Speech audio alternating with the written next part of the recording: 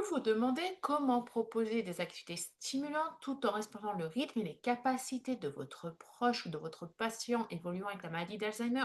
Aujourd'hui, je vous donne les astuces pour créer un planning personnalisé, efficace, avec une activité par créneau pour maximiser le plaisir, l'autonomie et surtout le lien. Alors, de quoi avez-vous besoin en matériel? Tout d'abord, d'un support sur lequel vous allez créer votre planning. Donc ça peut être une feuille. Alors si vous prenez une feuille, je vous dirais 40 par 70. Prenez une grande feuille. Ça peut être aussi un cahier, une ardoise, un carton. Bref, n'oubliez pas que la méthode Montessori, c'est pas acheter du matériel cher, c'est faire avec ce qu'on a. Donc tout support que vous avez assez grand à la maison peut servir. Ensuite, vous avez besoin de stylos, de marqueurs, de feutres, potentiellement des pictogrammes parce que c'est plus simple à lire. Donc ça, vous allez sur Internet, genre Pixabay ou WordArt, et vous copiez les cliparts dont vous avez besoin. Ou encore, vous pouvez utiliser des mini post-it, et c'est tout. Alors, comment ça se passe une fois que vous avez tout cela? Tout d'abord, vous allez lister les activités possibles. Donc, vous faites un inventaire d'activités courtes et variées. Donc, ça peut être la lecture de livres Montessori adaptés. Vous en trouvez sur la boutique alzheimer.com. Ça peut être écouter de la musique, faire de la musique, des jeux de mémoire, de la décoration, de la marche, de l'observation de photos, regarder un film, prendre un café, faire du café, etc., etc. Limitez le nombre d'options à 2 ou 3 activités par jour pour ne pas surcharger votre proche. N'oubliez pas que la stimulation, c'est bien, mais la surstimulation parce qu'on veut faire à tout prix, c'est pas bon, ni pour vous, ni pour lui. Ensuite, vous allez, une fois que vous avez listé ces activités, attribuer une activité par créneau. Et chaque créneau correspond à un moment précis de la journée. Alors, avant que je vous donne cet exemple, tout d'abord, sachez que en plus des créneaux, vous allez devoir respecter les temps de repos, la fatigue de votre proche et surtout savoir comment fonctionne le cerveau de votre proche. Donc, à savoir à quel moment de la journée votre proche est le plus alerte. Moi, par exemple, je suis quelqu'un du matin. Moi, vous me demandez à 17h, 18h de me concentrer, ça devient très très compliqué parce que mon cerveau, il a bouillonné toute la journée avant.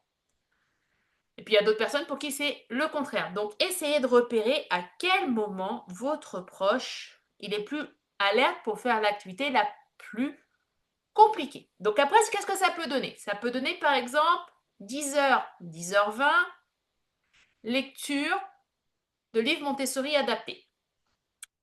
11h, 11h10, une petite pause. N'oubliez pas qu'il vient de stimuler son cerveau. Donc, il faut redescendre la pression. Ensuite, vous allez avoir le temps du repas, potentiellement la sieste, possible ou pas. Vous allez avoir le goûter, peut-être. Et donc, du coup, derrière ce goûter, il faut encore occuper votre proche. Et là, du coup, vous arrivez en fin de journée. Donc, ça peut être observer des photos entre, on va dire, 17h et 17h30, par exemple. Ensuite, vous allez, vous, en tant qu'aidant ou en tant que professionnel, peut-être préparer les repas. Et donc là, ça peut être pour que votre proche vous aide. Ça peut être l'épluchure de légumes. Ça peut être préparer la table. Ça peut être vous attendre et regarder la télé. Ça peut être tout juste simplement discuter de la journée. Voilà. Là, vous avez eu plusieurs activités avec des temps de repos. Donc, comme on disait, n'oubliez pas de choisir le moment de la journée. Donc, identifiez les plages horaires où votre proche est le plus disponible et le plus énergique pour ce qui demande de la concentration. Par exemple, vous n'allez pas avoir le même temps de concentration pour faire de la lecture, où il va falloir reconnaître les mots et suivre, que regarder des photos ou écouter de la musique. Ensuite, vous structurez votre planning. Donc, vous alternez, excusez-moi, les activités cognitives, sensorielles, et physique.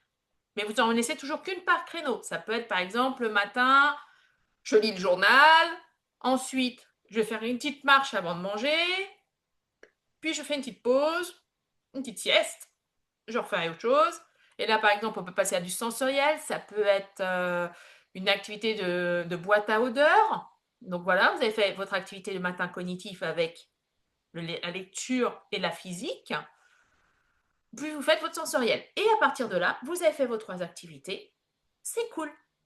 Voilà. N'oubliez jamais de mettre aussi des moments d'observation libre. Parce que observer, c'est aussi faire fonctionner le cerveau de votre proche et ça évite la surcharge cognitive. Vous savez, quand votre proche commence à s'énerver, à devenir anxieux, à stresser en fin de journée, et ben ça, c'est soit parfois parce qu'il a été trop stimulé, soit parce qu'il n'a pas été assez, et ça peut être aussi le sundowning. Voilà. Donc, comment ça se passe? Qu'est-ce que ce type d'activité de planning va stimuler dans le cerveau de votre proche? Tout d'abord, les fonctions exécutives et organisationnelles, puisque vous allez pouvoir planifier avec votre proche, et je vous y encourage, pour alterner les stimulations. Peut-être que je ne sais pas, vous allez lui proposer d'aller faire un petit tour dehors, mais qui va peut-être préférer arroser ses plantes. Bah ça, c'est 2 activités différentes. Et donc, vous pouvez les placer, c'est pour ça que je vous dis que les clip art, c'est plutôt pas mal, visuellement dans votre planning en disant, bah voilà, tel jour, ça sera l'activité pour faire les plantes, tel jour, ça sera l'activité pour plier le linge, etc., etc.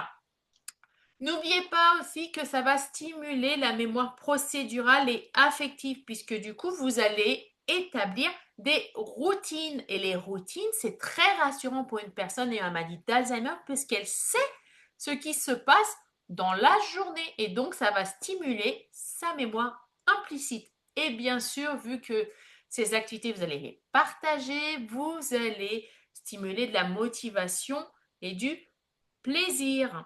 Alors, une petite aparté pour les stades de la maladie.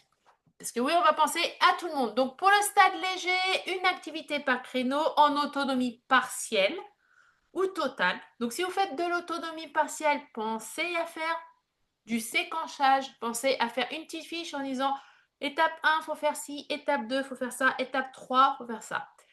Au cas où, votre votre patient en aurait besoin. Mais pensez surtout à encourager la prise de décision.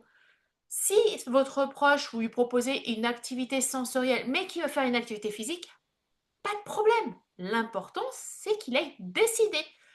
Pour le stade modéré, donc pensez aux activités un peu plus courtes et en choix limité et surtout, toujours, il vous faut un support visuel.